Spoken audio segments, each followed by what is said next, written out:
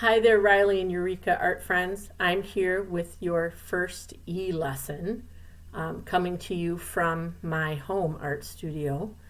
And I have a book to share with you today before we get started. This book is called Isabella, Artist Extraordinaire. Just how inspired can a little girl be? Pay attention because a lot of the paintings in this book you're going to recognize. This is a fun book. So here we go. Isabella, no school today, the father said. We should go somewhere special. Home is special, said the little girl.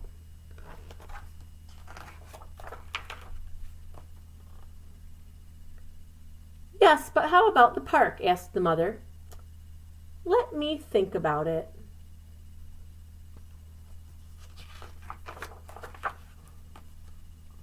An afternoon at the park would be lovely, said the little girl. But Alexander's party is there this Sunday. Good point, the mother said. What about horseback riding? The father asked.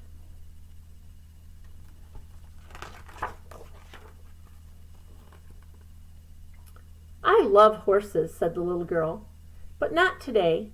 Let's cross that off the list. How about the lake? The father asked.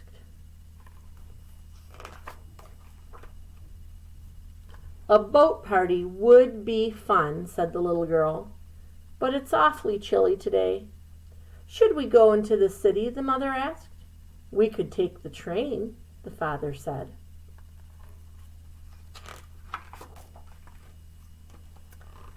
A modern-day adventure, said the little girl, but home is fun too. How about the ballet? The mother asked.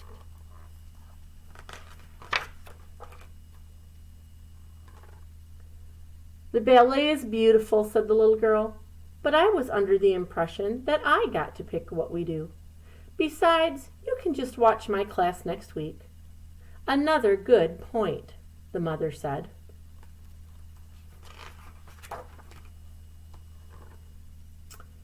Pick some place or we'll be staring at a starry night and we won't be going anywhere, the father said.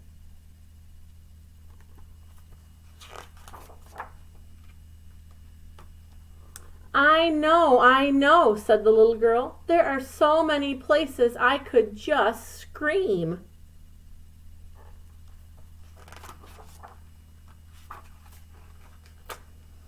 We could hop out for some ice cream, the mother said.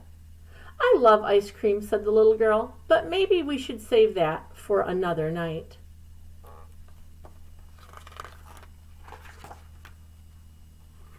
I suppose we could pop down to the store, the mother said. A nice warm bowl of soup sounds great, said the little girl. Fifth graders, you should know this artist. I've got it. I'll do something special for us, said the little girl.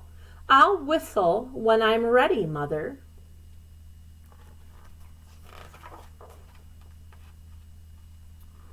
Voila! We can go everywhere and see everything right here, Isabella said. And the little girl led her family to a most wondrous place.